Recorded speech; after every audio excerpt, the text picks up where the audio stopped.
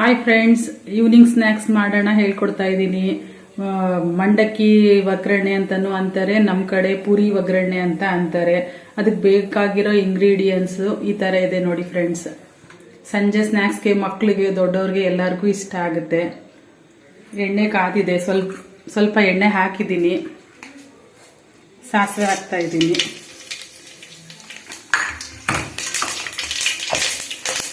ಅದಾದ್ಮೇಲೆ ಸ್ವಲ್ಪ ಜೀರಿಗೆ, ಕಡಲೆಕಾಯಿ ಬೀಜ,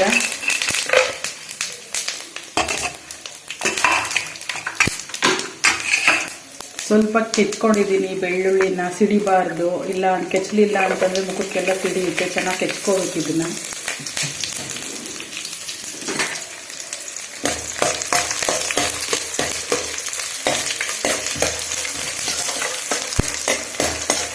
ಸ್ವಲ್ಪ ಚೆನ್ನಾಗಿ ಇದಾಗಬೇಕು, ಫ್ರೈ ಆಗಬೇಕು. ಸ್ವಲ್ಪ ಕೊಬ್ಬರಿ ಆ್ಯಡ್ ಮಾಡ್ತಾ ಇದ್ದೀನಿ. ಇದು ಚಳಿಗಾಲದಲ್ಲಿ ತುಂಬ ಚೆನ್ನಾಗಿರುತ್ತೆ. ಮಳೆ ಟೈಮಲ್ಲಿ ಪ್ರಿಸರ್ವ್ ಮಾಡಿ ಇಟ್ಕೋಬೋದು. ಇದನ್ನು ಯಾವಾಗ ಬೇಕಾದ್ರೆ ಅವಾಗ ತಿನ್ಬೋದು. ಬೇಜಾರಾದಾಗ ಸಂಜೆ ಸ್ನ್ಯಾಕ್ಸ್ ಏನೂ ಇಲ್ಲ ಅಂತ ಅಂದ್ರೂ ಈ ಥರ ಮಾಡಿ ಇಟ್ಕೊಂಡ್ರೆ ಮನೇಲಿ ಯಾರು ಬಂದರೆ, ನೆಂಟರು ಬಂದ್ರೂ ಸಡನ್ನಾಗಿ ಒಂದು ಟೀ ಜೊತೆಗೆ ಕೊಡ್ಬೋದು. ಎಲ್ಲರೂ ಒಣಮೆಣಸಿನ್ಕಾಯಿ ಹಾಕ್ತಾರೆ. ಇದು ಹಸಿರು ಮೆಣಸಿನ್ಕಾಯಿ ಹಾಕಿ ಮಾಡೋದ್ರಿಂದ ಬೇರೆ ಟೇಸ್ಟ್ ಬರುತ್ತೆ.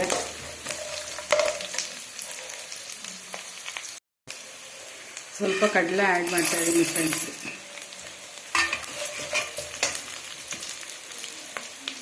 ಇದು ನಮ್ಮೂರ ಹತ್ರ ಸಾಲಿಗ್ರಾಮ ಅಂತ ಒಂದು ಊರಿದೆ. ಅದರಲ್ಲಿ ಹಸಿರು ಮೆಣಸಿನ್ಕಾಯಿ ಹಾಕಿ ಜಾಸ್ತಿ ಬೆಳ್ಳುಳ್ಳಿ ಹಾಕಿ ಮಾಡ್ತಾರೆ. ಅದು ತುಂಬ ಚೆನ್ನಾಗಿರುತ್ತೆ. ಆ ಥರ ಟೇಸ್ಟ್ ಬರುತ್ತೋ ಇಲ್ವೋ ಗೊತ್ತಿಲ್ಲ, ಟ್ರೈ ಮಾಡ್ತಾ ಇದ್ದೀನಿ. ಆದರೆ ನನ್ನ ತಮ್ಮ ಮತ್ತು ಅಪ್ಪಾಜಿ ಎಲ್ಲ ತರಬೇಕಾದ್ರೆ ಭಾಳ ಇಷ್ಟಪಡ್ತಿದ್ವಿ ನಾವು.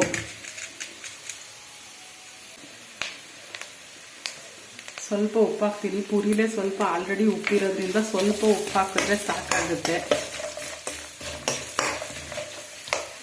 ಫ್ರೆಂಡ್ಸ್. ಇವಾಗ ನಮ್ಮ ಕಡೆ ಇದನ್ನ ಪುರಿ ಅಂತಾರೆ, ಕೆಲವರು ಮಂಡಕ್ಕಿ ಅಂತ ಅಂತಾರೆ. ಇದನ್ನ ಚೆನ್ನಾಗಿ ಬಿಸಿ ಮಾಡಿದ್ರೆ ಈವ್ನಿಂಗ್ ಸ್ನ್ಯಾಕ್ಸ್ ರೆಡಿ. ಮನೇಲಿ ಏನೂ ಇಲ್ಲ ಅಂತ ಇದು ಮಾಡಿಟ್ಕೊಂಡ್ರೆ ಒಂದು ಸ್ವಲ್ಪ ಟೀ ಜೊತೆಗೆ ಸಂಜೆ ಸ್ನ್ಯಾಕ್ಸು ಊಟ ಮಾಡೋಕ್ಕಿಂತ ಮುಂಚೆ ಸ್ವಲ್ಪ ಚೆನ್ನಾಗಿ ಅನಿಸುತ್ತೆ. 5 ನಿಮಿಷ ಈ ಥರ ಕೈ ಆಡಿಸ್ತಾ ಇರಬೇಕು. ಬಟ್ ತಳ ಸೀದಾಗ ಥರ ಮಾಡ್ಕೋಬಾರ್ದು. ಪುರಿ ಗರ್ಮಾಗಿರಬೇಕು, ಚೆನ್ನಾಗಿ ಅನಿಸುತ್ತೆ ಆವಾಗ ತಿನ್ನೋಕ್ಕೆ. ತುಂಬ ದಿನನೂ ಇಟ್ಕೊಂಡು ತಿನ್ಬೋದು.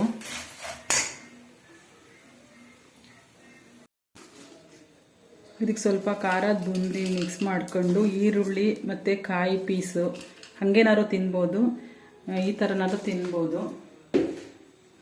ಹೇಗಿದೆ ಟ್ರೈ ಮಾಡಿ ಒಂದ್ಸಲ. ಲೈಕ್ ಮಾಡಿ, ಶೇರ್ ಮಾಡಿ. Thank you friends.